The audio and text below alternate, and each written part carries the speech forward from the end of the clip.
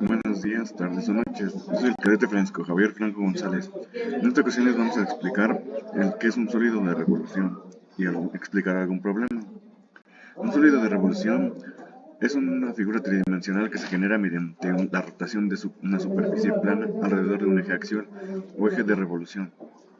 Algunos sólidos de revolución que conocemos son una esfera, un cono circular recto y algunas otras figuras, según la superficie puesta en rotación, por supuesto.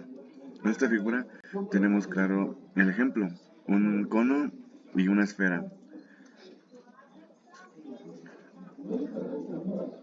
Para un cilindro, el cono y esfera son tanto macizos como huecos. Existen algunas fórmulas para encontrar el volumen, el cual depende del radio y la altura, por lo que son generados por otras superficies. Estas también se calculan mediante integrales definidas. Los tipos de sólidos de revolución pueden clasificarse según la curva que los genera. Los más conocidos que tenemos es una esfera, que basta con rotar un semicírculo alrededor del eje, que será el diámetro de la esfera de radio R, y su volumen es volumen igual a 4/3 de pi por el radio al cubo. El cono. Para obtener un cono de altura h y radio r, la superficie que se debe rotar es un triángulo rectángulo alrededor del eje axial que pasa por uno de los catetos. La fórmula de volumen es B de volumen igual a 1/3 de pi por la altura por el radio al cuadrado. Y tenemos el cilindro, que es rotando un rectángulo alrededor de un eje axial que pasa por uno de los lados, que puede ser al lado corto o al lado largo. Se obtiene un cilindro circular recto de radio r y altura h, cuyo volumen del cilindro es igual a pi por radio al cuadrado por altura. Algunos de los métodos para calcular el volumen son de discos o arandelas y cascarones. El método de arandelas se usa al rebanar un sólido de revolución. La sección transversal puede ser un disco. Si el sólido es macizo, puede ser una especie de arandela. Se trata de un sólido que está hueco. Supongamos que hacemos girar una región plana alrededor del eje horizontal. En esa región plana tomamos un pequeño rectángulo de anchura delta x, el cual se hace girar en una forma perpendicular alrededor del eje axial.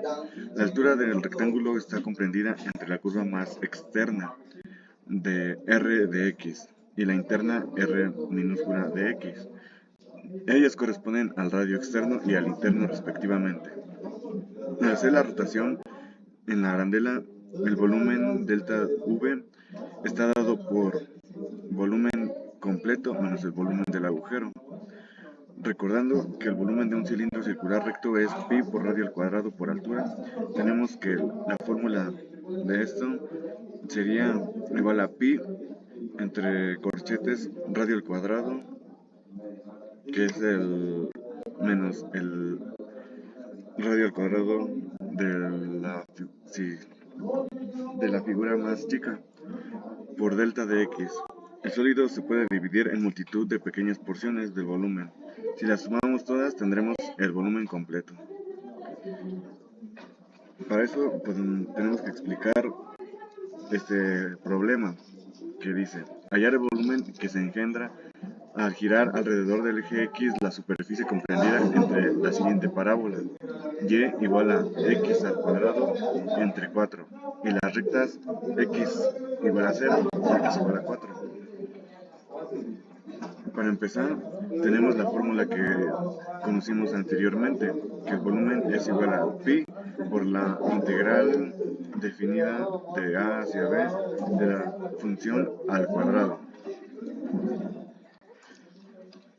Primero sustituimos la función dentro de los corchetes al cuadrado.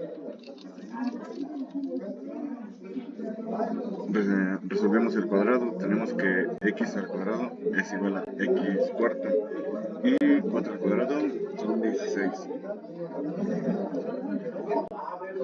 Sacamos al 16 como una constante, queda nomás la x al cuadrado. X cuarta. Ahora resolvemos la integral.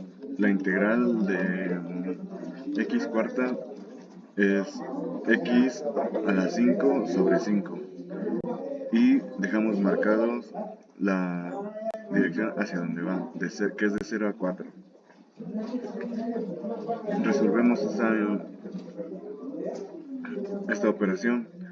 Tenemos que pi 16 está multiplicando a 4 a la 5 sobre 5 menos 0 a la 5 sobre 5, pero está claro que esto es 0, entonces quedaría el resultado final sería 64 quintos de pi.